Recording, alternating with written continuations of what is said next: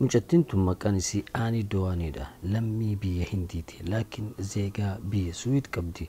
Isiin tun amala isii baay'ee gaariidha. Ijoollee daa'ima baay'ee jaalatti. Yeroo boqonnaa isii adaadaa ofii Londanitti deemtee ziyaarti. Yeroo boqonnaa jechuun Suwiidii kaatee Londaniin deemti. Haala saniin jiraatti. Yeroo wahii lidatii wahii dhayxe adaadaa isii tana wajjin san booda mucaa kanaan wal baratte. Mucaan kun warri isaa baay'ee dureessa, maqaan isaa Shiriidha. Umriin isaa waggaa 30, jaartii hin qabu. San booda wal jaalachuu jalqabanii. San booda inni akkana jedheen maatiin keenya wal barachuu qabaa jedheen. San booda abbaa isiititti himte. Abbaan isii garuu wayituma mucaa argee mucaan kun natti hin tolle, ammoo isaan warra dureessarraa fagaadhu, haaluma yaani nama akka kennaa wahii haasoo qabnu jette. Abbii akkana hin jedhini, mucaan nama gaariidha, mucatti dhihaadhu dura laali jedhe. Laakiin abbaan ani baay'ee mucaan kun natti hin tolle, haa ta'u ergaati jaalatte jedheeni hayyame. San booda qalabatii godhatan biyyuma jiranitti. San booda sargii ajaa'ibaa godhatan Mombayn keessatti. Qalabatiin gaafa inni nikaaha kenneef $30,000 $30,000 jechuudha. Qalabatii daayimandii widdii kenneef jechuudha. Almuhim Bombayitti sargii godhatanii san booda maal jedhan san caagulaa maal jedhan san Dawub Afrikaa deeman achitti dabarsuudhaaf jechuu. San booda guyyaa 5 erga bashannanan booda bakka adda addaatitti hoteela kana qabatan.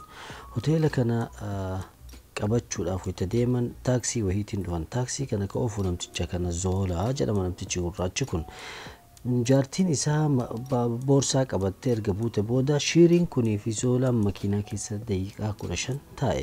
Kun ammoo aadaa isaatii miti jetti jaartiin isaa. Maaliif akka inni taa'e hin beeku, laakiin wayita inni dhufe maaliif teettee jedhee gaafannaan lakkii wayita Afrikaa keessaa inni waan asi dhalataa ta'eef akka inni nu bashannansiisuuf gaafadhee jedhee.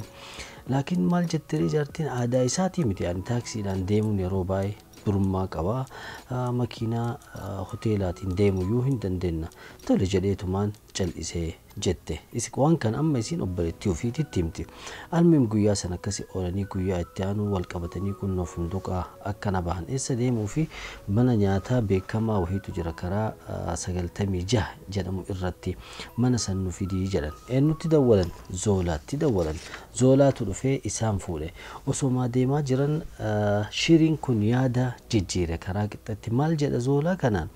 Maal si fakkaata yoo maxama ofii teetii yaani maxama bareeda wahii ka jettu yoo ka jiraatu taate maxama san nu fidii jedheen. Yaani yaada jijjiire maxama qara bahaniif san kun asitti yaada jijjiire.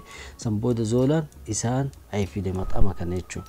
Maxamni kun yaani maxama nyaata salphaa hojjeta karaa irratti nyaatanii geessan. San booda erga nyaatanii geessan maal jedheen nu bashannansiisii, mee akkamitti warri Dawub Afrikaa akka jiraatan laallaa nu bashannansiisii, yaani magaalaa keessa nu deddeemii jireenya warra Dawub Afrikaa laallaa jedheen. San booda Zoolaan kun fuudhee naannoo Gogolitoo jedhamu wahii fide. Naannoon Gogolitoo kun naannoo baay'ee fokkataadha, baay'ee sodaata. Hatta warri naannoo saniyyuu halkan keessa deemuun sodaatan jira. Almuhim osoo deemaa jiranii makiinaan taaksii wahii isaanitti riqachuu jalqabde. Makiinaan taaksii Zoolaa ofu tanatti dhuftee yaani karaa itti cufuudhaaf taati, yaani in dhiibde achi dhiibde osuma jira.